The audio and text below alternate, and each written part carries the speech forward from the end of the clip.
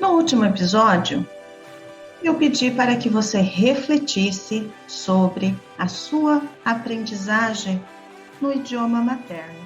Como foi desenvolvido? Se foi de uma forma natural, se você já iniciou aprendendo a gramática, ou se foi com erros e acertos. E aí, como você desenvolveu a sua aprendizagem?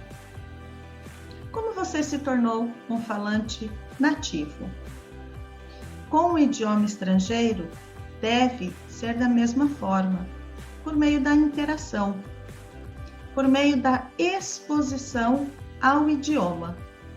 E para expor você ao idioma ainda mais, no entanto, de uma forma passiva até o momento, afinal você escuta o podcast, eu convido a Mariana, professora Mariana, para participar deste episódio. Tudo bem, Mari? Oi, tudo bem? Obrigada pelo convite, por voltar. Estávamos com saudades da sua participação aqui. Afinal, você faz parte da história do podcast. Lá no comecinho, nós fizemos 2, 3 episódios. Você me ajudou a desenvolver este trabalho que hoje está lindo. Está lindo mesmo.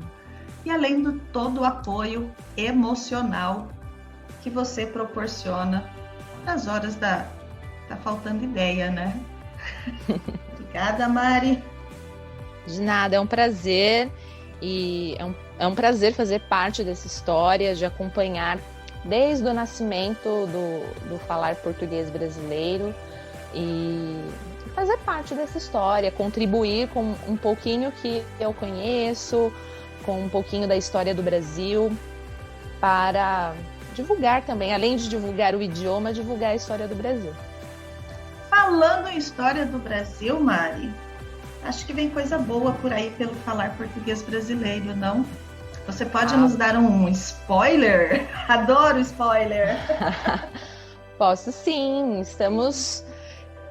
eu, enquanto professora de História e o Falar Português Brasileiro, estamos com uma proposta aí de oficinas de história sobre a história do Brasil, partindo dos pontos turísticos de várias cidades brasileiras, né?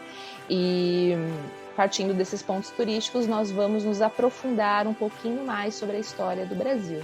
Um exemplo, né? A cidade do Rio de Janeiro, que é tão famosa mundo afora, né? Vocês já sabiam que o Rio de Janeiro já foi capital do Brasil? Sabiam que o Rio de Janeiro, além de ser capital do Brasil, também já pertenceu à França? Então, é por aí que vão acontecer as nossas oficinas, os nossos encontros e as nossas conversas. O Rio de Janeiro já pertenceu à França? Já pertenceu à França no período colonial. Foi por pouco tempo, mas a Baía de Guanabara, que é muito famosa, né, não só no Brasil, mas no mundo, ela já pertenceu à França e se chamava França Antártida. Nossa, eu vou fazer a minha inscrição para esta oficina. Não vou fazer a minha inscrição porque eu estarei lá trazendo um pouquinho dos sotaques brasileiros conforme a Mariana for caminhando no turismo e na história de cada local. Vai estar quente essa oficina, hein, Mari? Vai estar quente. A história do Brasil, ela dá pano para manga e vai ser bem interessante. Aproveitando que você usou a expressão pano para manga, você poderia explicá-la para a gente, por favor? Pano para manga seria um assunto muito longo, que parte às vezes de algo pequeno, só que dá muito assunto, ou seja, dá muito pano para manga. Muita conversa. Então, se você quer se expor ao idioma, se você tem interesse em saber um pouco mais sobre a história, ou se você quer saber sobre o turismo histórico, de alguns pontos no Brasil, acesse o link aqui na descrição do áudio e faça a sua inscrição. A oficina iniciará no dia 9 de outubro, às 16 horas, horário de Brasília, GMT-3, sábado. Afinal, todo mundo está à toa no sábado, né? E à toa, eu quero dizer que não fazemos muita coisa, ficamos ociosos, sem fazer nada no final de semana. Mari, mas antes de começarmos com a oficina, vamos viajar um pouquinho? Vamos, adoro viajar. Isso me traz à memória a nossa viagem pelo Paraguai, a primeira viagem que eu fiz no Paraguai, um pouquinho depois que eu cheguei lá. E é uma viagem que me traz excelentes memórias e muitas histórias para contarmos. Mariana mora em São Paulo. Você foi para Assunção de ônibus ou ponte aérea? A primeira vez que eu fui para o Paraguai, eu fui... As duas, né, na verdade. Eu fui de ponte aérea até Foz do Iguaçu. E de Foz do Iguaçu, eu atravessei a fronteira a pé e fui de ônibus depois. É que eu queria viajar com emoção. Como assim? Não tinha um ônibus, não tinha um táxi, um Uber para você cruzar a fronteira, uma carona? Não, teve uma vez, você foi me buscar, você lembra? A primeira vez que eu fui, você foi me buscar no aeroporto. Sério? Foi. Você não lembra? Não, nunca tive carro lá no Paraguai. Como é que eu fui te buscar? Ah, mas você foi. A primeira vez, sim. E a segunda vez... Eu não lembro a segunda vez. Na verdade, a gente atravessou a pé as duas vezes. Eu fui te buscar lá em Foz do Iguaçu. Verdade. Porque da capital Assunção até Foz do Iguaçu é muito próximo, dá em torno de 7 horas de viagem, eu acho. Da onde? De Assunção até Foz do Iguaçu. Ah, sim, por aí. Entre 7 e 8 horas de viagem. É uma noite, praticamente. Com direito a chipa no café da manhã, o que é incrível do Paraguai, né? Foi uma das coisas, assim, foi a primeira, acho que, experiência diferentona que eu vivi fora do Brasil, no Paraguai. Foi essas viagens de ônibus pelo Paraguai, que sempre tem as pessoas que vendem chipa, né? Então, o ônibus entra um vendedor ou uma vendedora com uma cesta cheia de chipas fresquinhas, né? Chipa é um tipo de biscoito grande feito com polvilho. É muito próximo do pão de queijo brasileiro, mas não tem um sabor tão acentuado de queijo quanto o pão de queijo. É um negócio grande, dependendo do lugar que você compra. Em formato de U, né? Formato de U, formato de O. Rosquinha, né? Rosquinha. E aí que chegamos em Assunção, depois de cruzarmos a fronteira a pé, pegarmos um ônibus em Ciudad del Este, viajarmos a noite inteira de volta para Assunção, tudo certo com as nossas mochilas, começamos a desbravar a região sul do Paraguai. Eu acho que primeiro nós fomos para Encarnación. Sim. Olha, falando isso. Sim. Sim, fomos para Encarnación. Na verdade, a gente precisa explicar por que a gente escolheu o sul do Paraguai, né? Para quem não sabe, né, acho que pouca gente sabe, mas o Paraguai tem excelentes pontos turísticos. né? Especialmente o sul do Paraguai tem um turismo histórico muito forte. O que é hoje território paraguaio serviu para as missões jesuíticas, né? É um aspecto importante, histórico no Paraguai. E outro aspecto interessante do Paraguai é a relação com o Brasil, né? Principalmente marcada aí pela Guerra do Paraguai, né? Que foi a guerra entre o Paraguai, Brasil, Argentina e Uruguai. Bom, aproveitando então que você tocou nesse assunto das relações históricas, Mari, só dá um dedinho de prosa pra gente sobre isso. Então, a Guerra do Paraguai, ela ocorre no século XIX, né? O Brasil já era independente, o Paraguai também, né? A Argentina, o Uruguai também. E o Paraguai, ele era um país muito em ascensão nessa época, né? Era um país muito independente, né? E estava se tornando uma potência, né?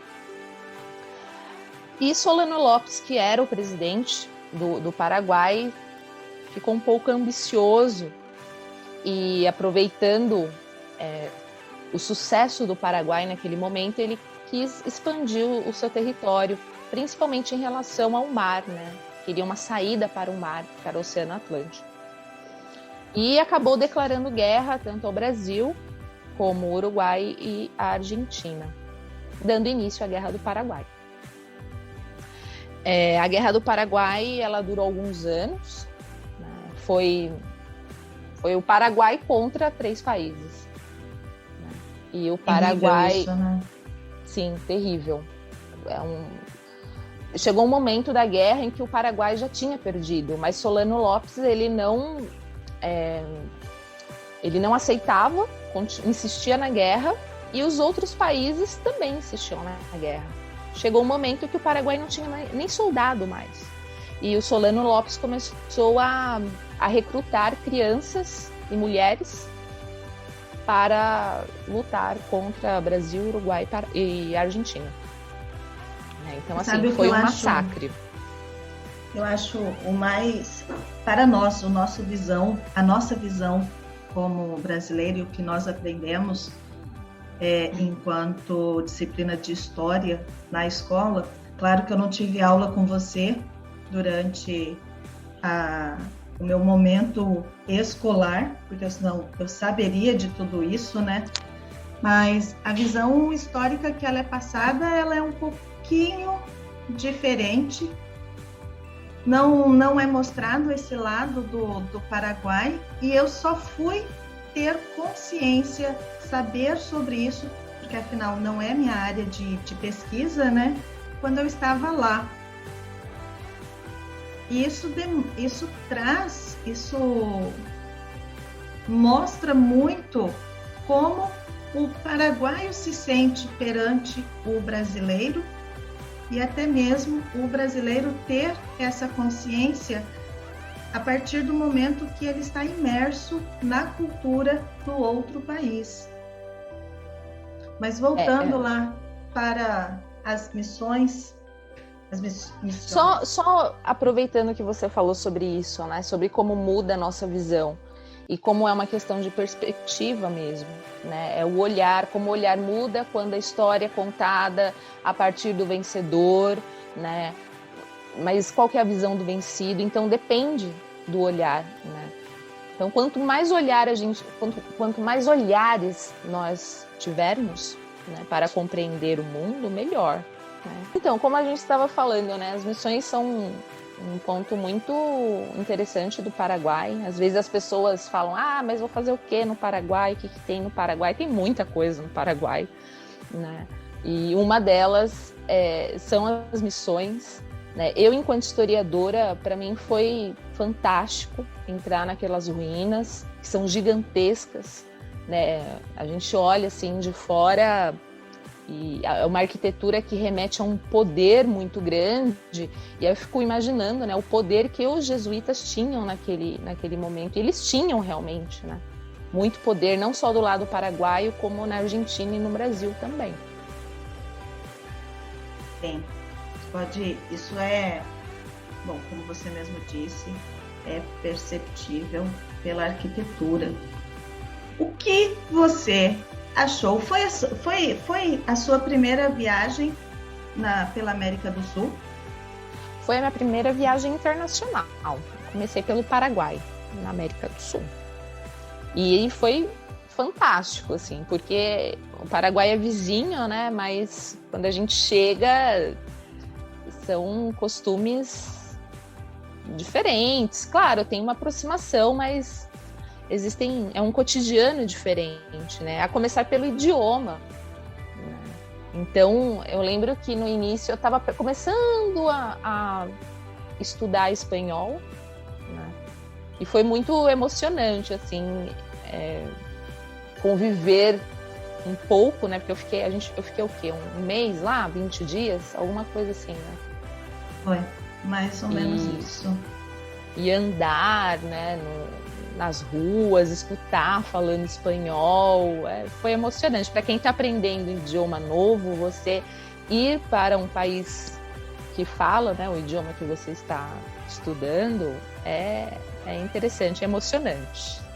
Em relação ao idioma, qual foi a sua dificuldade? Porque eu vejo que o paraguaio ele tem uma particularidade em relação à pronúncia do espanhol.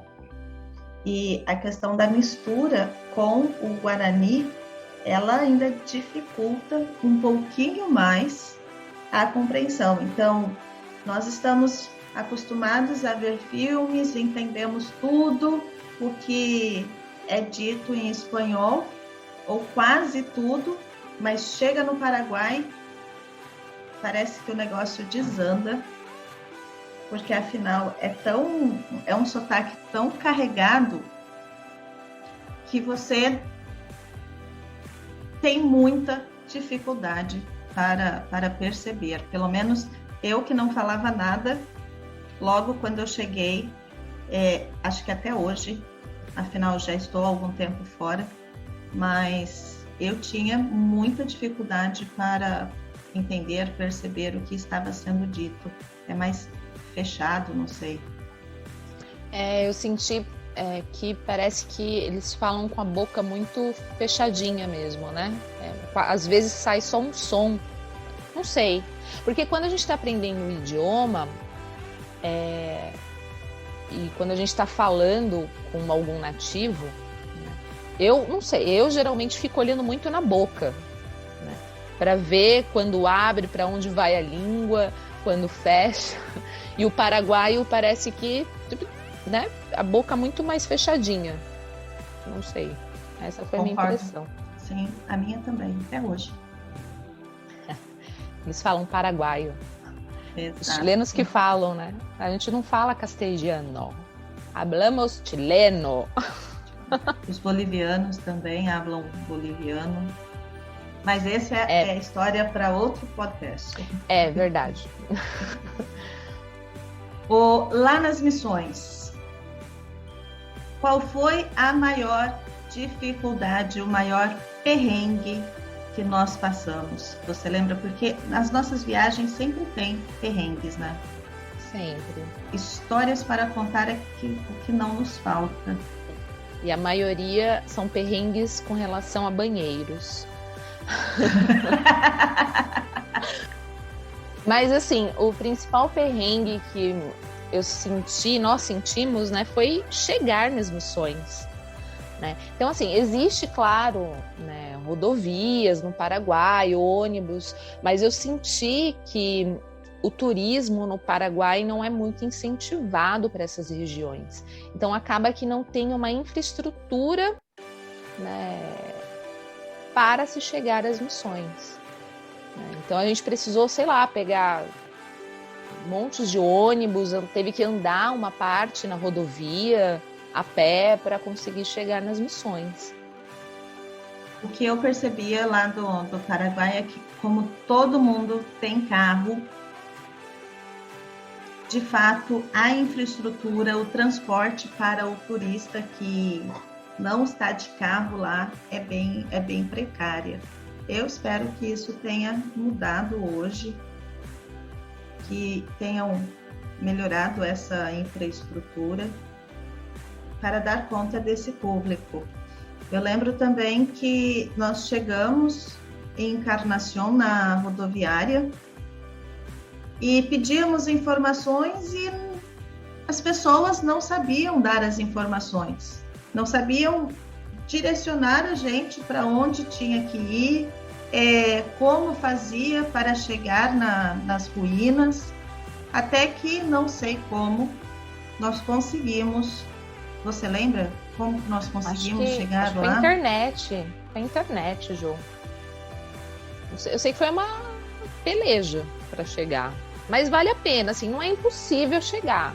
Mas se você estiver de férias, estiver assim, disposto a uma viagem com emoção, com perrengue, de mochilão, roots, consegue chegar, sim.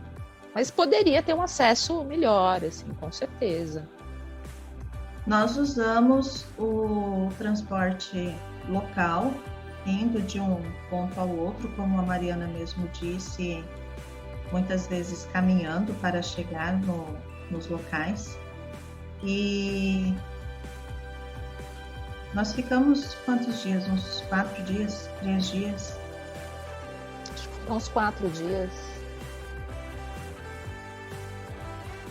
Porque essas cidades que têm as missões, elas são muito próximas, né?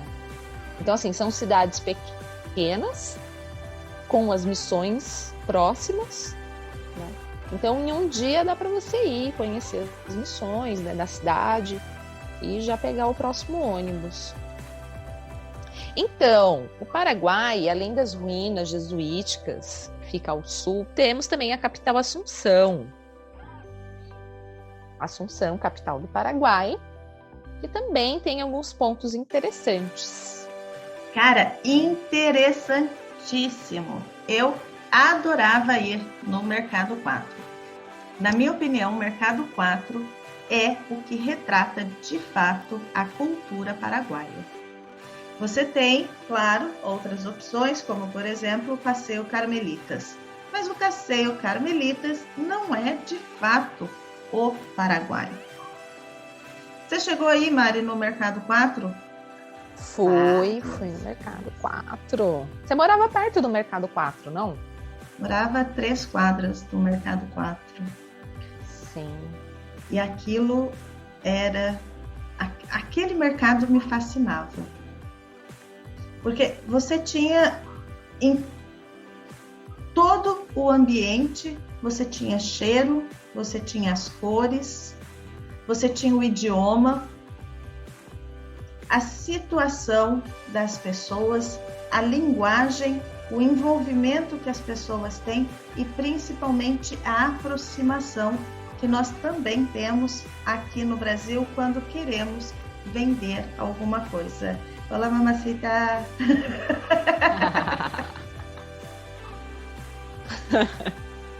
Como foi para você o Mercado 4? O Mercado 4 foi uma experiência incrível, é um mercado popular paraguaio, gigantesco, vende de tudo no Mercado 4, né? Desde comida, roupa, panela, CD, animais, ervas, né? Então o Mercado 4 ele é a síntese do Paraguai, tudo ali compilado naquele mercado, né? Então, assim, para quem gosta de viajar e fazer uma imersão, né, na cultura local, no caso de Assunção, o Mercado 4 é passagem certa, né? Porque ali é realmente o cotidiano paraguaio, popular também, né? Temos que deixar claro, é do povão. E tem muita coisa gostosa. Eu lembro que eu comi um chouriço maravilhoso. Tudo muito assim, barraca na rua, né? E comida de rua é uma delícia, né? Eu gosto, pelo menos. Olha, eu vou te dizer que meus alunos diziam para eu não comer nada lá no Mercado 4. Mas não tinha jeito, o cheiro do chouriço do mercado chegava até minha casa e o cheiro era maravilhoso. Mas... Eu não passei mal, comi algumas vezes ali, perfeito. Um calor desgraçado, enfiava pimenta ainda no chouriço. Mas, delícia, delícia. Amei. Nada que um remedinho depois não ajude na digestão. Mas eu não passei mal, não. Foi tranquilíssimo. Eu também nunca passei mal por comer nada lá no Mercado 4. E vivia comendo esse chouriço aí, viu? Eu lembro do dia que nós estávamos caminhando pelo centro de Assunção. De repente, nós olhamos um termômetro após sair do museu. E o termômetro marcava 53 graus. Paraguai faz calor. Até então, eu não tinha sentido tanto calor assim, mas a hora que eu vi o termômetro, eu comecei a passar mal. Quis nem saber de voltar para casa de ônibus, chama um táxi e vamos embora. Nossa, Paraguai, gente, eu achava que o Brasil era o top primeiro país assim que faz mais calor.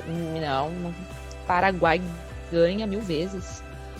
Gente, que cidade quente, que país quente. O Chaco, então, o norte do Paraguai, nem se fala. Nossa! Calor. É aquele vento que bate nos cílios, os cílios dos olhos, assim, e você sente aquela brisa quente nos seus olhos. É algo sensacional, excelente para tomar um tereré, porque afinal, falar do Paraguai sem falar da bebida típica não é falar do Paraguai, né? Com certeza. Tereré, diante desse calor que faz o Paraguai, teria que ter uma bebida refrescante e é o tereré. Uma bebida típica, indígena, né, de origem indígena, que é muito popular no Paraguai. Sim, é uma bebida de origem indígena, como a Mari disse, com erva triturada e se toma bem gelado. No centro de Assunção é possível você alugar o tereré, caso você não tenha trazido de casa.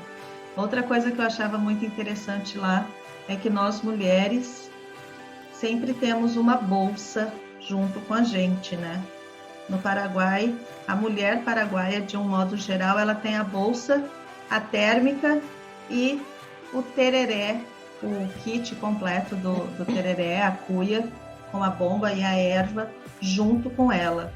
Então, todo mundo carrega esse kit para ir para o trabalho, para ir para a universidade, para ir para a casa dos amigos. Você sempre vai ter alguém com um tereré à disposição. O tereré também é uma bebida que você toma de forma coletiva. Então, em tempos de pandemia, não é aconselhável que se compartilhe a bebida. Sim, o tereré, esse lance das térmicas que a Jo falou é interessante porque o motorista de ônibus, eu lembro de entrar num ônibus em Assunção e ele está lá com a térmica do ladinho, com o suporte para a cuia dele, porque todo mundo anda com essa garrafa, essa térmica. Né? No Mercado 4, ou em praticamente muitas esquinas das cidades de Assunção, que é o que nós conhecemos de fato, você encontra as mulheres que vendem algumas ervas medicinais, ervas naturais, para você colocar na água e saborizar esse tereré. Eu lembro do dia que nós compramos a erva X lá no Mercado 4. A vendedora falou que era erva X em Guarani. Minha mãe estava com a gente e ela avisou as duas, né? para não pegar aquela erva que era uma tal de losna em português. E aí eu falei para minha mãe que não era losna, que era tal coisa, e repeti a palavra em guarani. Tipo, em guarani é uma coisa, em português é outra, não é a mesma coisa. O gosto muda, mudou o nome, mudou o gosto. E que hora que nós chegamos em casa para colocar aquilo no tereré, nós quase passamos mal com aquilo. E minha mãe dando risada, dizendo que eu avisei. Eu falei que não era para vocês pegarem isso daí. Mas a gente tomou. Claro. De raiva.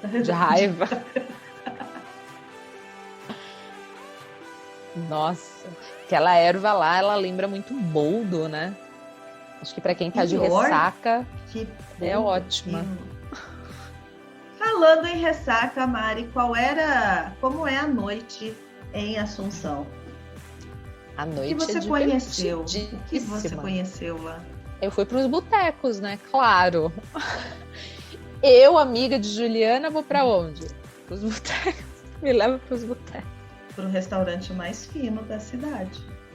Só Sim. que não, mas mas a noite paraguaia de Assunção, pelo menos, né? Foi que eu saí mais mesmo. Acho que o Britânia foi o lugar que eu mais gostei, que é um pub que fica no centro de Assunção e produz a sua cerveja. É um lugar super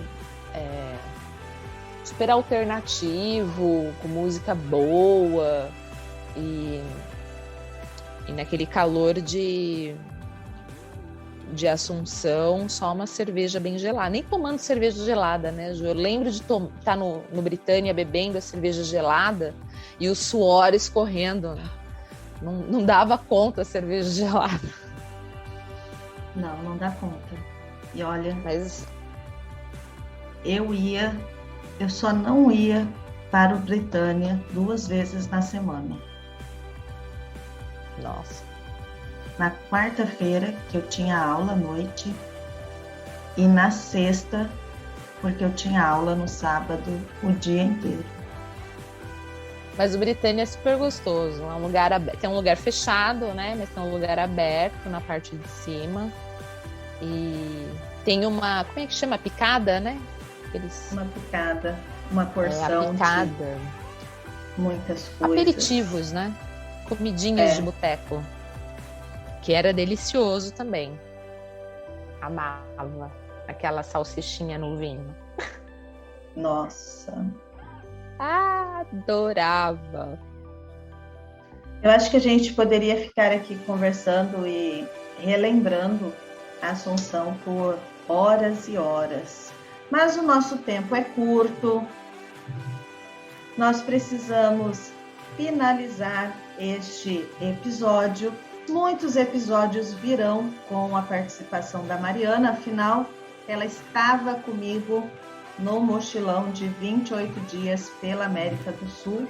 Então, aguardem os próximos episódios.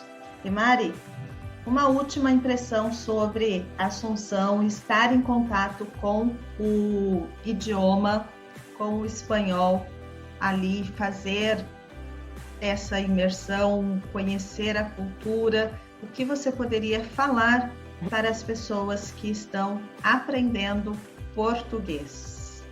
Então, como eu disse, quando eu viajei para o Paraguai, eu já estava estudando, tinha iniciado os meus estudos de espanhol e tinha sido a primeira vez que eu tinha viajado para um país de língua espanhola e foi interessante no que diz respeito à aprendizagem do idioma, você ouvir, ter esse contato. Eu tive um contato diário, né, durante uns 20 dias, então seu ouvido ele vai se acostumando, ele vai entrando no ritmo do idioma, né, do acento.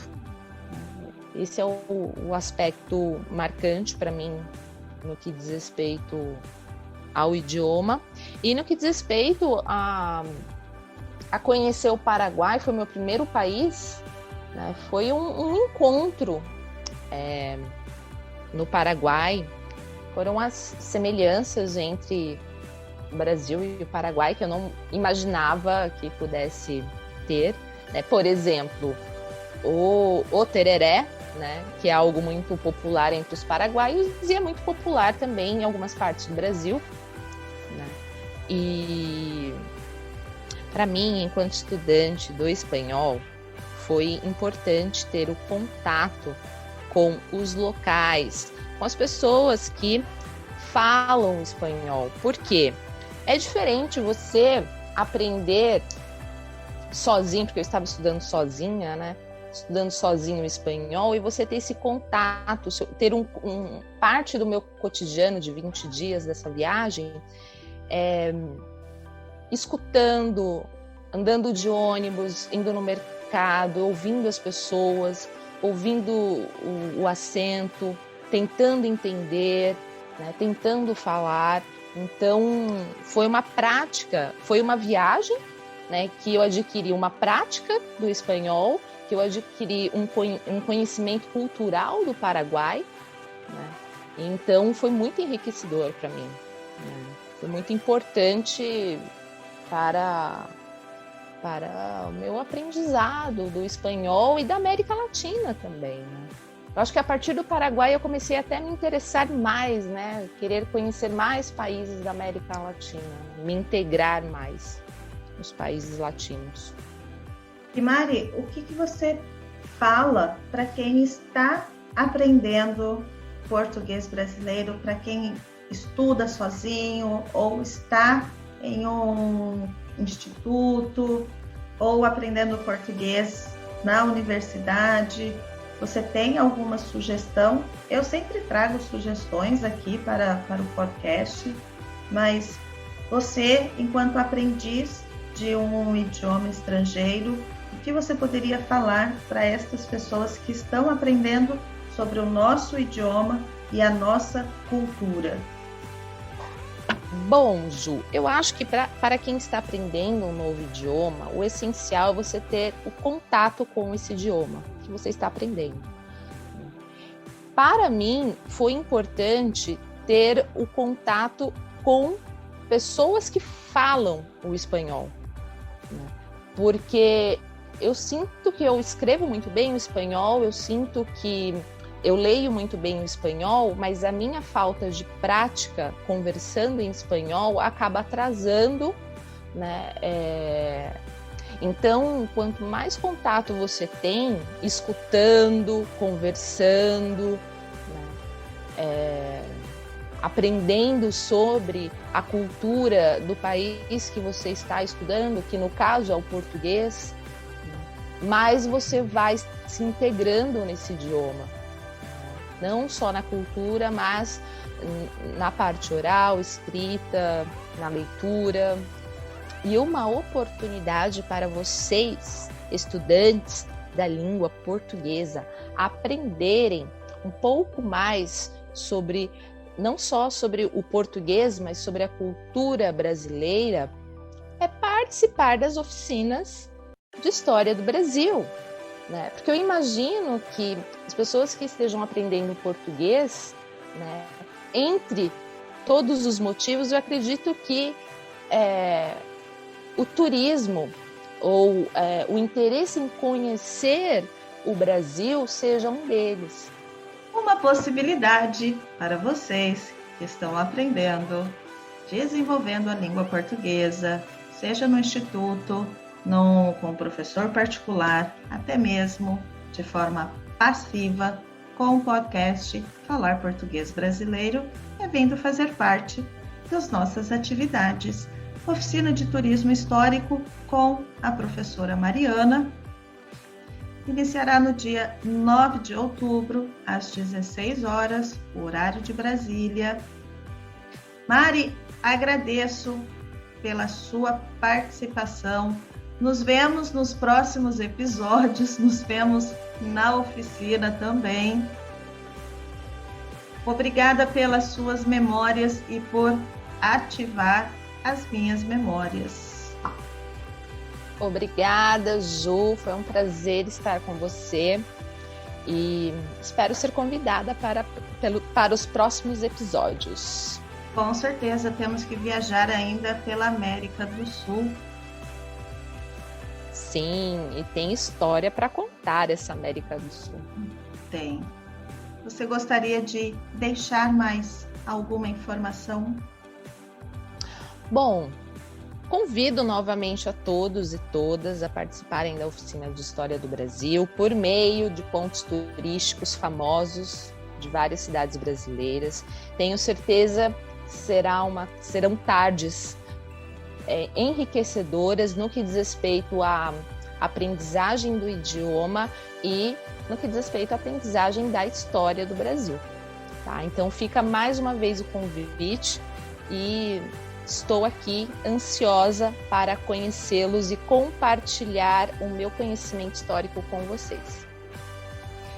O link para a inscrição nas oficinas está aqui na descrição. Esperamos encontrar vocês lá. Nos vemos no próximo episódio. Obrigada, Mari. Beijo. Beijo. Tchau. Tchau, tchau.